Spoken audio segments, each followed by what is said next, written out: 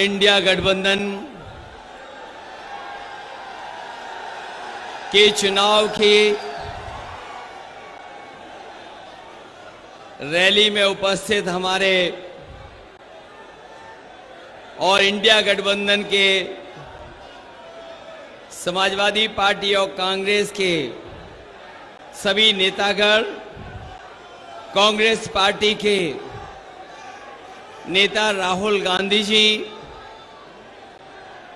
कांग्रेस के प्रत्याशी यहां से आलोक मिश्रा जी, समाजवादी पार्टी और इंडिया गठबंधन के प्रत्याशी राजा रामपाल जी, पार्टी के हमारे महानगर के अध्यक्ष हाजी फजल महमूद जी, समाजवादी पार्टी के विधायक अमिताभ वाजपेयी जी, दूसरे समाजवादी पार्टी के विधायक रूमी जी, सतीश निगम जी से लेकर के अविनाश पांडे जी से लेकर के कांग्रेस और समाजवादी पार्टी के सभी हमारे नेता, पदाधिकारी, संगठन के लोग और इस चुनावी जनसभा में उपस्थित हमारे सभी आदरणीय बुजुर्ग, माताएं, बहनें और बड़ी संख्या में मैं देख रहा हूं नौजवान साथी और पत्रकार बंधुओं, मैं सबसे पहले आप सबका बहुत बहुत धन्यवाद और आभार प्रकट करना चाहता हूं। आप लोगों ने मिलकर के इस कार्यक्रम को सफल बनाने का काम किया है। जहां हमारा पंडाल भरा है, वहीं जहां पंडाल के बाहर छाया नहीं है, उसके बावजूद भी हमें दूर तक लोग दिखाई दे रहे हैं। ये कानपुर का संदेश है कि इस बार इंडिया गठबंधन की न केवल जीत होने जा रही है, बल्कि हमारे दोनों प्रत्याशी अच्छे वोटों से परिणाम लेकर के लोकसभा में पहुंचने जा रहे हैं। ये गवर्नमेंट इंटर कॉलेज में कार्यक्रम हो रहा है। ये गवर्नमेंट इंटर कॉलेज में कार्यक्रम हो रहा है। यहीं पर तय हो जाएगा कि ये गवर्नमेंट इसके बाद पलट जाएगी। यही इंटर कॉलेज के मैदान से ऐलान हो रहा है कि गवर्नमेंट बदलने वाली है। और जिन लोगों ने पिछले 10 साल से न केवल झूठ बोला है, बल्कि अगर हम पीछे मुड़ के देखते हैं तो ब्रह्मांड का इतना झूठ किसी ने नहीं बोला होगा जितना भारतीय जनता पार्टी के लोगों ने बोला है। इनकी हर बात झूठी निकली, इनका हर वादा झूठा निकला। जो इन्होंने कहा, जो इन्होंने घोषणा पत्र में लिखा, वो कोई भी वादा इन्होंने 10 साल में पूरा नहीं किया। आज हम और आप चौथे चरण के चुनाव में आपसे सहयोग और समर्थन मांगने आए हैं। ये चौथा चरण बीच का चरण है। इससे पहले 3 हो चुके हैं। चौथे चरण के बाद 3 होने जा रहे हैं। ये चौथा चरण ही भारतीय जनता पार्टी का पूरा बैलेंस खराब कर देगा। और अब तो केवल 4 कदम हमें चलना है भारतीय जनता पार्टी की सरकार का सफाया करने के लिए। ये लोग जो किसानों की आय दोगुनी करना चाहते थे, न किसानों की आय दोगुनी हुई, न उन्हें खाद मिली तो बोरी से चोरी हो गई। और बहुत सारे साथी ये जानते होंगे जिस तरीके से दबाव बना करके, ताली थाली बजा करके और हमारे लोगों को जबरदस्ती वैक्सीन लगवा दिया, उसी तरीके से इन्होंने हमारे किसानों को नैनो यूरिया खरीदवा दी, जिस नैनो यूरिया का कोई लाभ नहीं हुआ। और आज ये लोग कह रहे हैं कि हम वैक्सीन वापस ले लेंगे। बताओ, जो वैक्सीन शरीर में चली गई, उस वैक्सीन को वापस कैसे लोगे? कैसे वापस होगी वैक्सीन? और जो लोग वैक्सीन लगवा करके सर्टिफिकेट रखे होंगे अपने घर पर, वो जब सर्टिफिकेट देखते होंगे तो बड़े मायूस हो जाते होंगे। जिनके पास भी सर्टिफिकेट होगा, बताओ ये उन्हें वो वोट देने जा रहे हैं इनको कि नहीं जा रहे हैं? न केवल ये हमारी आपकी जान के पीछे पड़े हुए थे, संविधान के भी पीछे पड़े हुए हैं। न केवल हमारी जान के पीछे पड़े हैं, बल्कि संविधान के पीछे भी पड़े हैं। और जो लोग कहते थे डबल इंजन की सरकार है, डबल इंजन की, इनके होर्डिंग आपने देखे होंगे। डबल इंजन वालों के ही सरकार का होर्डिंग से एक इंजन गायब है। और जो यहां का खटारा इंजन है, और इनका भी जो लड़ रहा है खटारा इंजन, वो पहले से ही गायब है। और जब वोट पड़ेगा तो जो अकेला इंजन दिखाई दे रहा है होर्डिंग पर, वो भी गायब हो जाएगा, वो भी दिखाई नहीं देगा।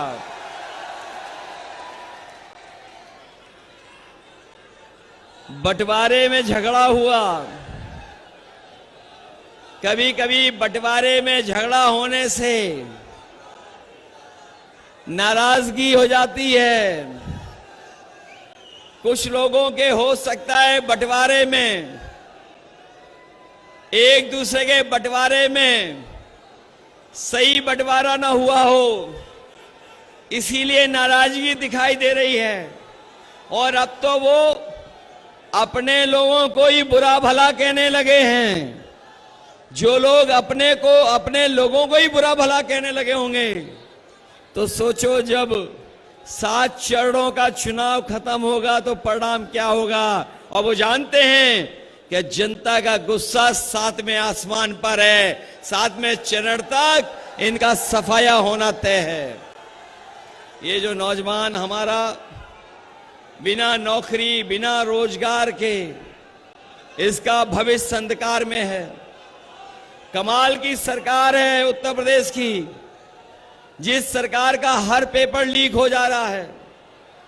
ये नौजवान जो परीक्षा देने गए होंगे, वो जानते होंगे जब परीक्षा दी, घर लौटे तो उनका पेपर लीक हो गया। बताओ पेपर लीक हुए कि नहीं हुए? ये कैसी सरकार है जो अपना लीकेज नहीं रोक पा रही है? और ये जो अग्निवीर वाली नौकरी, यहां तो बहुत बड़ा कैंटोनमेंट है, और हम ये जानते हैं आंकड़ों में उत्तर प्रदेश से ज्यादा फौज में भर्ती के लिए कोई नहीं जाता था। इन्होंने फौज की भर्ती को कम कर दिया। न केवल कम कर दिया, बल्कि अग्निवीर नौकरी भी 4 साल की कर दी। हम नौजवानों को भरोसा दिला के जा रहे हैं, इंडिया गठबंधन के लोग ये 4 साल की अधूरी नौकरी को स्वीकार नहीं कर सकते। सरकार बनेगी तो अग्निवीर वाली व्यवस्था हमेशा हमेशा के लिए खत्म हो जाएगी। ये हमारा कानपुर जो इंडस्ट्रियल टाउन रहा, जहां के उद्योगपतियों ने, उद्योग चलाने वालों ने, कारोबार करने वालों ने अपनी मेहनत से, अपनी काबिलियत से एक कानपुर की पहचान बनाई। जो सरकार को मदद करनी चाहिए वो सरकार ने मदद नहीं की।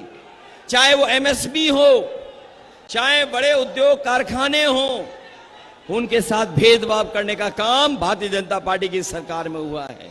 एक समय था यहां पर मिलें चला करती थी, मिलें चल करके न जाने कितने लोगों का रोजगार और नौकरी और घर चलता था। लेकिन इस सरकार ने कोई कदम नहीं उठाया। न केवल मिलों को भी नहीं शुरू किया, सुनने में आ रहा है कि ये लोग लेबर कॉलोनियों को भी हड़पना चाहते हैं। लेबर कॉलोनियों को हड़प करके न जाने कौन सी नई चीज बनाना चाहते हैं। हम समाजवादी लोग कभी इन बातों को स्वीकार नहीं कर सकते हैं। यही कानपुर के लोग जानते होंगे, आज जो बिजली आ रही है वो समाजवादियों की देन है। ये जो बड़े बड़े कारखाने लगे हैं, चाहे वो पनकी का हो, और मुझे याद है जिस समय कांग्रेस पार्टी की सरकार थी दिल्ली में, उस समय यहीं के सांसद मंत्री थे, वो चाहते थे कि एक बिजली का कारखाना लग जाए। उत्तर प्रदेश में समाजवादियों की सरकार थी, हम लोगों ने पूरी सहमति देकर के मदद करने का काम किया। उसका परिणाम यह हुआ कि निवेली लिग्नाइट का सबसे बड़ा बिजली का कारखाना बन करके तैयार हो गया। ये सरकार बिजली नहीं बना रही, बिजली का बिल महंगा कर रहा है। बताओ, जब बिल आता है तो आपको करंट लगता है कि नहीं लगता है? और इनकी सरकार में लीकेज के साथ साथ मीटर की भी रफ्तार बढ़ गई है। ये जो मेट्रो चल रही है, ये समाजवादियों की देन है, समाजवादियों की देन है। इस कानपुर को हम लोग कामपुर बनाना चाहते हैं, काम ज्यादा हो लोगों के पास। कानपुर का तो अपना पहचान है ही है, लेकिन यहां के लोगों को काम मिले, कामपुर बन जाए, उस दिशा में हम लोग काम करेंगे। हम अपनी तरफ से, अपने सभी संगठन के साथियों से और अपनी पार्टी के सभी नेताओं से और संगठन के पदाधिकारियों से, एक एक साथी से हम निवेदन करने आए हैं। जहां हमारे एक प्रत्याशी राजा रामपाल जी लड़ रहे हैं, दूसरे आलोक मिश्रा जी लड़ रहे हैं, इन दोनों की मदद करना और आज के बाद अपने बूथ पर तैयारी करना है। बताओ, अपने बूथों पे तैयारी करोगे? अगर शासन और प्रशासन रुकावट पैदा करे तो घबरा तो नहीं जाओगे आप लोग? ये कानपुर वाले हैं, इन्हें सब रास्ता पता है बूथ पर कैसे जाया जाता है। बूथ पर पहुंचोगे अपना वोट डालने। आज के बाद घर घर जाकर के हमारी अपील, हमारा निवेदन करोगे सबसे। ये केवल चुनाव हमारे आपके भविष्य का तो है ही है, लेकिन ये चुनाव हमारी आने वाली पीढ़ी के भविष्य का भी है। ये चुनाव संविधान बचाने का है। संविधान के साथ साथ जो हमें अधिकार और न्याय मिलता है, वो न्याय और अधिकार को अपने सुरक्षित रखने का भी चुनाव है। इसलिए इंडिया गठबंधन समाजवादी पार्टी और कांग्रेस के प्रत्याशियों को ऐतिहासिक वोटों से जिता देना, यही निवेदन, यही अपील मैं आपसे करने आया हूं। मुझे पूरा भरोसा है कि कानपुर वाले इस बार रिकॉर्ड मतों से आलोक मिश्रा जी को जिताएंगे। जिताओगे आप लोग? कोई गलती तो नहीं करोगे? पीछे तो नहीं रह जाओगे वोट डालने में? इसलिए वोट डालिए, और जो आपका साथ में आसमान में गुस्सा है वो वोट डाल करके उतारने का काम करना।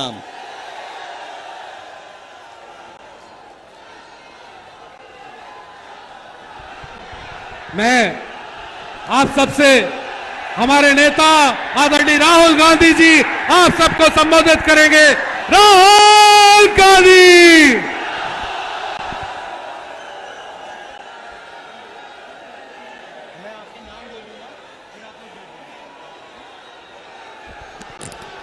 अखिलेश यादव जी,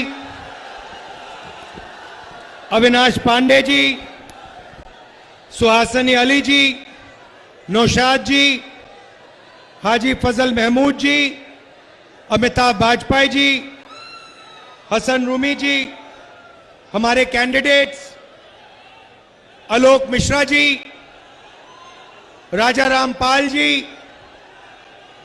स्टेज पे स्टेज पे इंडिया गठबंधन के वरिष्ठ नेता, भाइयों और बहनों, इंडिया गठबंधन के कार्यकर्ता, बब्बर शेर,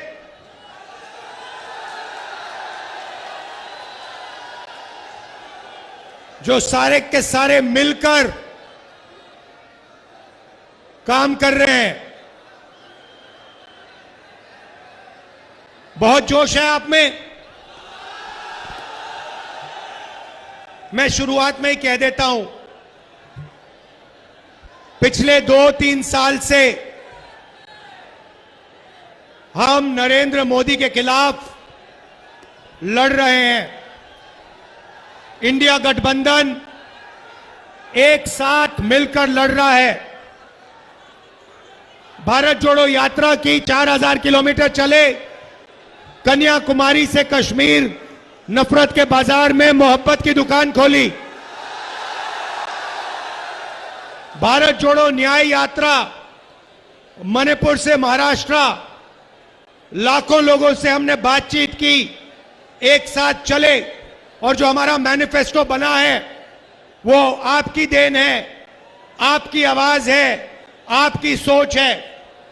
भाइयों और बहनों, शुरुआत में मैं आपको कह देता हूं, जो बात आपको हिंदुस्तान की मीडिया कभी नहीं कहेगी, मगर जो बात सच है,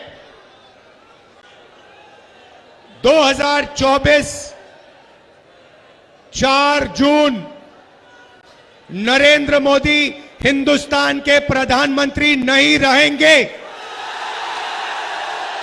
आप लिख के ले लो, आप लिख के ले लो, नरेंद्र मोदी जी हिंदुस्तान के प्रधानमंत्री नहीं बन सकते हैं। हमने जो करना था, जो काम, जो मेहनत करनी थी, हमने कर दी है।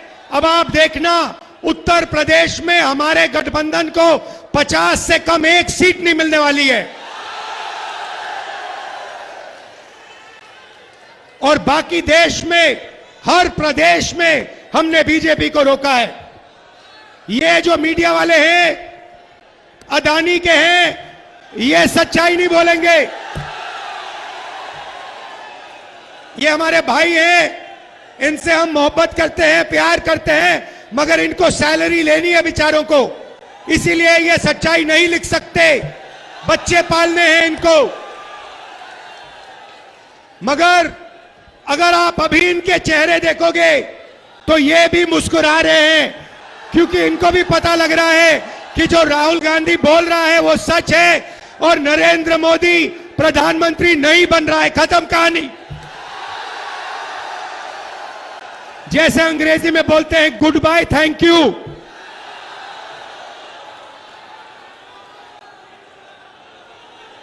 यह सच्चाई है।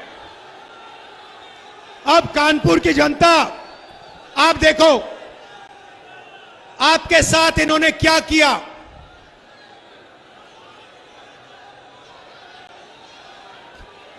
आप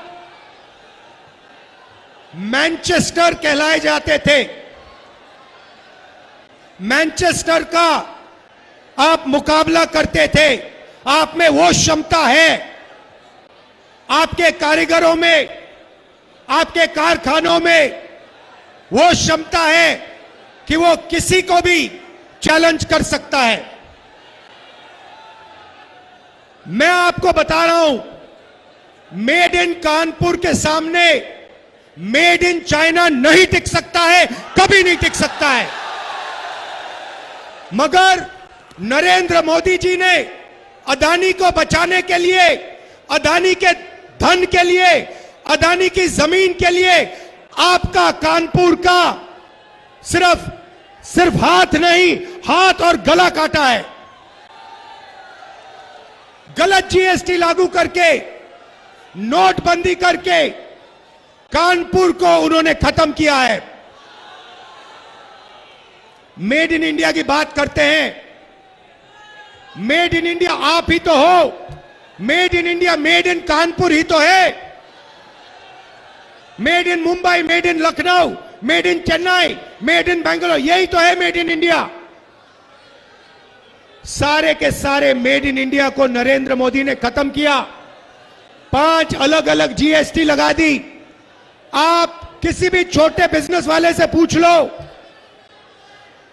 किसी भी मजदूर से पूछ लो, किसी भी कारीगर से पूछ लो, जीएसटी से, नोटबंदी से कितना नुकसान हुआ वो आपको बता देगा। हमें खत्म कर दिया, हमारे बिजनेस को खत्म कर दिया। क्यों? अदानी के लिए।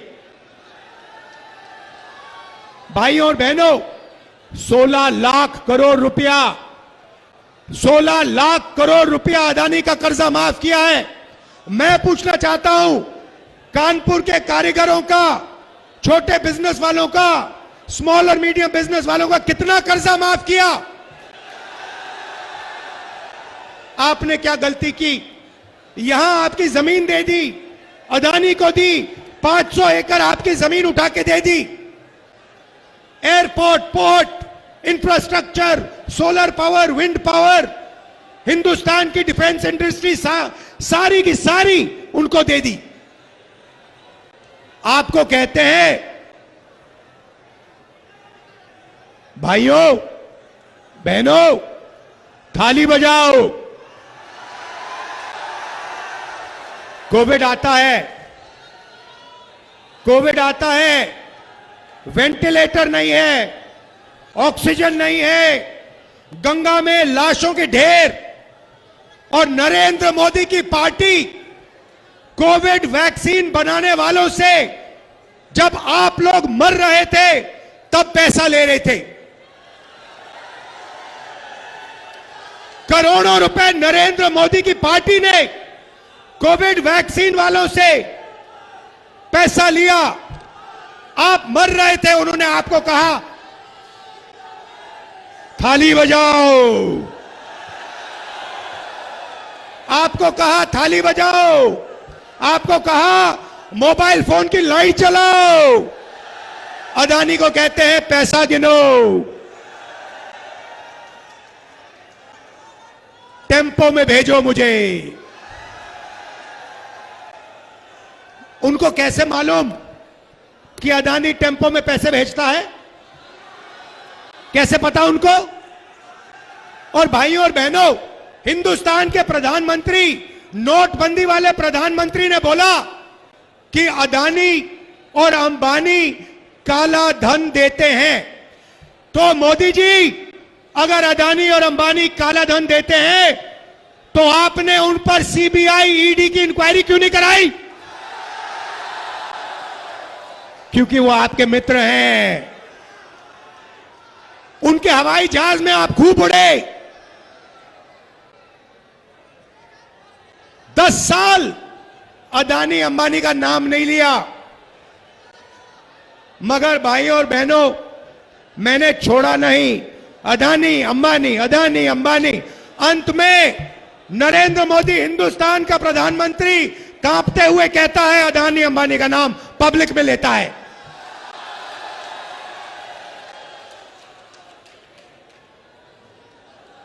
अदानी और अंबानी का नाम जिस दिन प्रधानमंत्री ने ऐसे स्टेट से ले ली, उस दिन हिंदुस्तान के प्रधानमंत्री ने हार मान ली। मैं बता रहा हूं, आप लिख लो, मीडिया वाले लिख लो, नरेंद्र मोदी हिंदुस्तान का प्रधानमंत्री नहीं बन सकता है।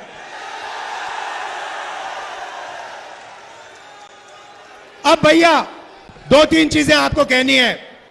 नरेंद्र मोदी ने अरबपति बनाए, हमें मेड इन चाइना का मुकाबला करना है। और मैं कानपुर के युवाओं से यह कहने आया हूं, और सिर्फ कानपुर नहीं, ऐसे हिंदुस्तान में बहुत शहर हैं जो मेड इन चाइना का मुकाबला कर सकते हैं, और उनमें से आप एक हो। भाइयों और बहनों, जब तक हमने जो नरेंद्र मोदी वाली हथकड़ियां हैं, जब तक उन हथकड़ियों को हमने नहीं तोड़ा, तब तक मेड इन कानपुर नहीं बन सकता है। मैं आपको प्लान देने आया हूं।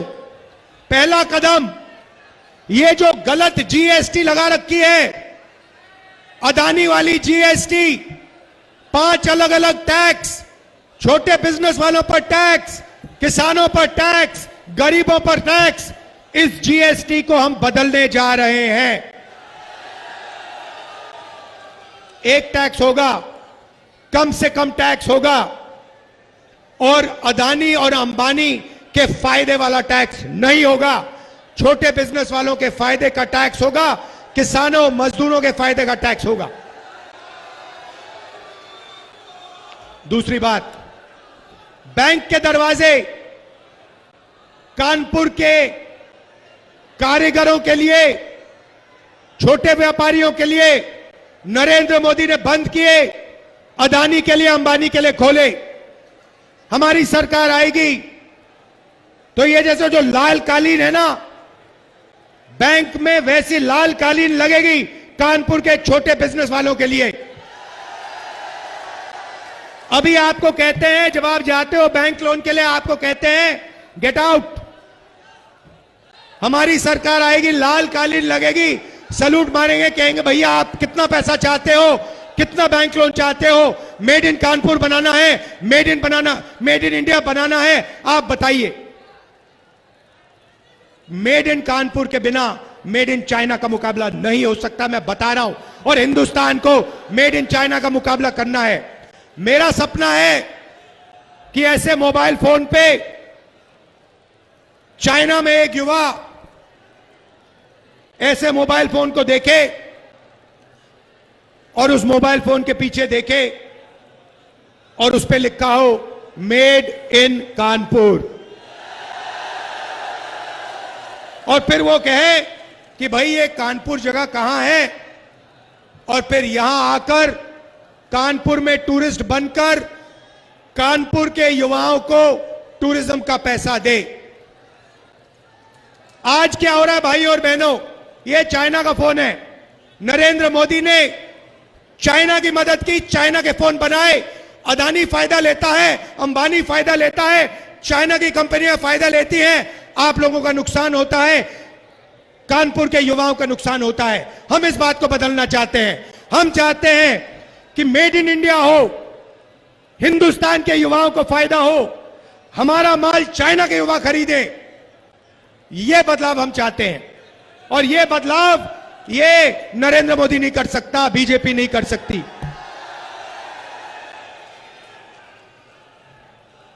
तीन चीजें हम करने जा रहे हैं। यहां महिलाएं आई हैं,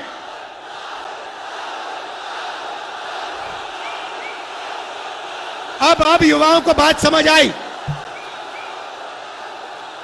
राहुल गांधी और अखिलेश यादव क्या करना चाहते हैं देश के लिए, अब आपको समझ आई बात।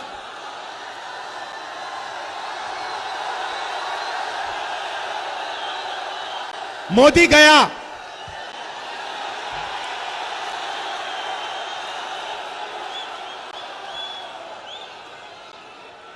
अब सुनिए, देखिए, यहां पे महिलाएं आई हैं, पुरुष भी आए हैं। मैं आपको कहना चाहता हूं, 21वीं सदी में आप भी काम करते हो, पुरुष भी काम करते हैं, महिलाएं भी करती हैं। आप भी मजदूरी करते हो, महिलाएं भी करती हैं। आप भी खेतों में काम करते हो, महिलाएं भी करती हैं। आप भी जॉब करते हो, महिलाएं भी करती हैं।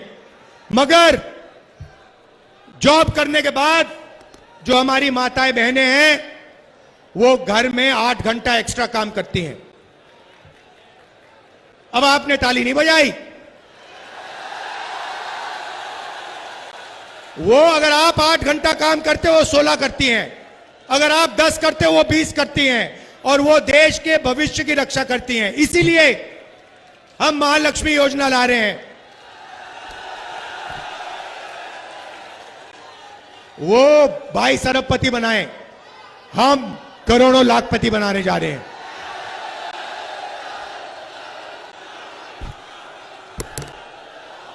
हिंदुस्तान के सारे गरीब परिवारों की लिस्ट बनेगी। हर परिवार में से एक महिला का नाम चुना जाएगा। उस महिला के बैंक अकाउंट में 10,000 नहीं, 20 नहीं, 30 नहीं, 40 नहीं, 50, 60, 70, 80, 90 हजार नहीं, 1 लाख रुपए बैंक अकाउंट में जाएगा। भाई और बहनों, 1 तारीख को हजारों लाखों परिवार अपने बैंक अकाउंट को देखेंगे और ठकाठक ठकाठक ठकाठक ठकाठक 8,500 रुपए अंदर। ये क्या समझ रखा है नरेंद्र मोदी ने कि यही पैसा बांट सकता है, ये अदानी को दे सकता है, ये अंबानी को दे सकता है, तो हम हिंदुस्तान के गरीब लोगों को दे सकते हैं। मीडिया वाले कहते हैं देखो मनरेगा दिया, मीडिया में सारे के सारों ने कहा देखो ये गरीबों को बिगाड़ रहे हैं। हमने कर्जा माफी की किसानों की, कहते हैं देखो किसानों को बिगाड़ रहे हैं। अदानी का कर्जा माफ होता है, मीडिया वाले कहते हैं देखो देखो विकास हो रहा है। अंबानी को जमीन मिलती है किसानों की 1000 एकड़ 2000 एकड़, कहते हैं देखो देखो विकास हो रहा है। अब आपको जो कहना है कह लो, हमें कोई फर्क नहीं पड़ता। मोदी जी की जितनी फोटो दिखानी दिखा दो, दिन भर चलाओ।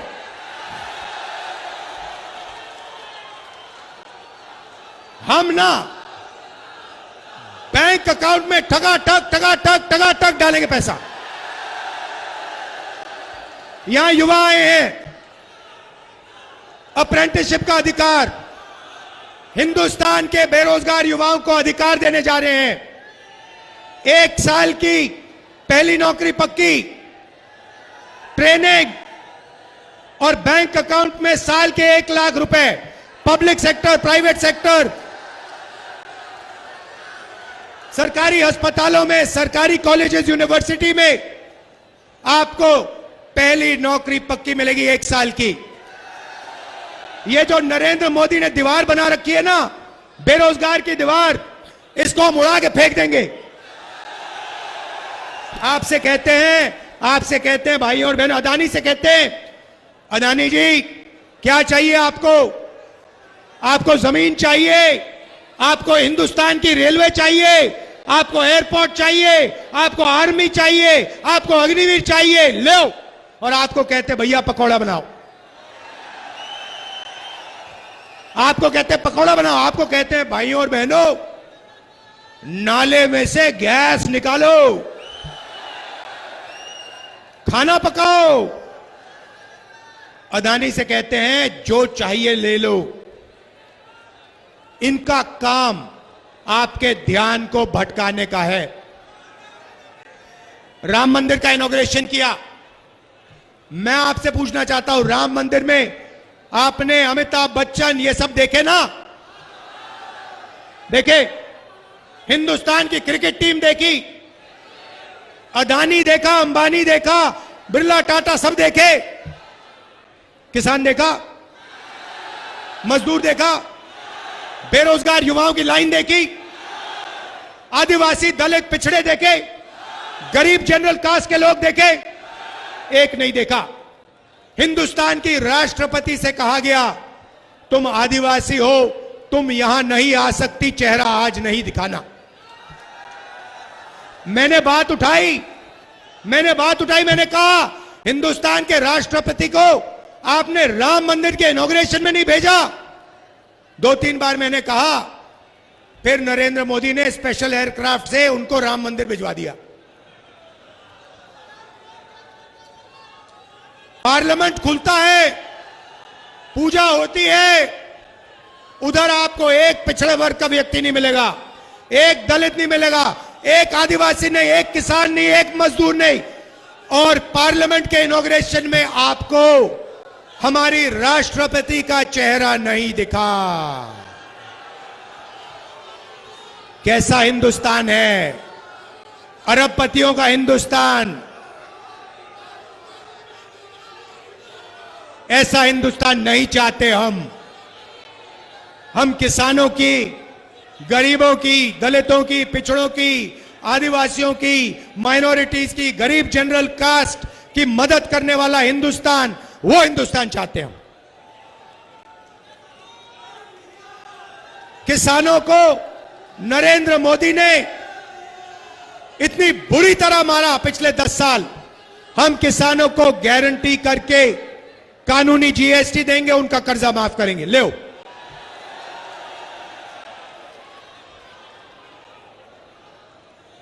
मजदूरों को मनरेगा में 2250 रुपए, चुनाव के बाद 400।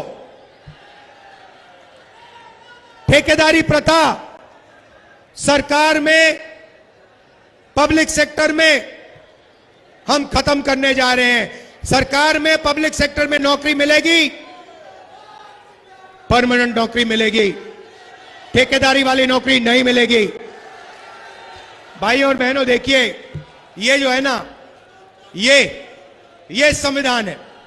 जो भी आपको मिला है ना, जमीन का अधिकार, रिजर्वेशन, पब्लिक सेक्टर नौकरी, इलाज, हरी क्रांति, सफेद क्रांति, आजादी, लोकतंत्र, इस किताब ने दिया आपको।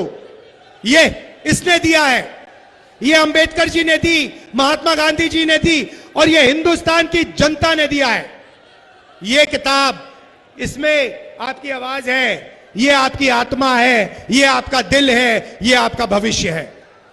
इसको नरेंद्र मोदी फाड़ कर फेंकना चाहते हैं, इसको आरएसएस के लोग खत्म करना चाहते हैं। और मैं आपसे कह रहा हूं, आरएसएस छोड़ो, नरेंद्र मोदी छोड़ो, इस दुनिया में कोई ऐसी शक्ति नहीं है जो इस किताब को छू के दिखा दे। नरेंद्र मोदी, आप हिंदुस्तान को नहीं समझे। ये हमारी आवाज है, ये हमारी आत्मा है, ये हमारा भविष्य है। इस पर कोई शक्ति हाथ नहीं लगा सकती। भाई और बहनों, इंडिया गठबंधन एक साथ लड़ रहा है। यहां अखिलेश जी बैठे हैं, समाजवादी के नेता, कांग्रेस पार्टी के नेता, बाकी पार्टियों के नेता, हमारे सारे के सारे कार्यकर्ता एक बन गए हैं। आमतौर से क्या होता है, आप जंगल में जाते हो, एक बब्बर शेर दिखता है, दूसरा बब्बर शेर उसके पास कभी नहीं आता। यहां पे हजारों बब्बर शेर एक साथ खड़े हुए हैं।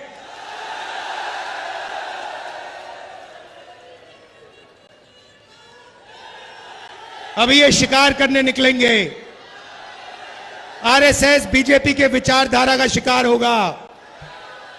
भाई और बहनों, दिल लगा के लड़ना है। इसके लिए, रिजर्वेशन के लिए, संविधान के लिए, हिंदुस्तान के भविष्य के लिए, किसानों के लिए, मजदूरों के लिए, पिछड़ों, दलितों, आदिवासियों के लिए, गरीब जनरल कास्ट, माइनॉरिटी के लिए, सब मिलकर हम लड़ेंगे। अदानी की सरकार हटानी है, नरेंद्र मोदी की सरकार हटानी है। दिल से आपका धन्यवाद करता हूं। नफरत के बाजार में मोहब्बत की दुकान खोल दी आप लोगों ने। धन्यवाद। जय हिंद।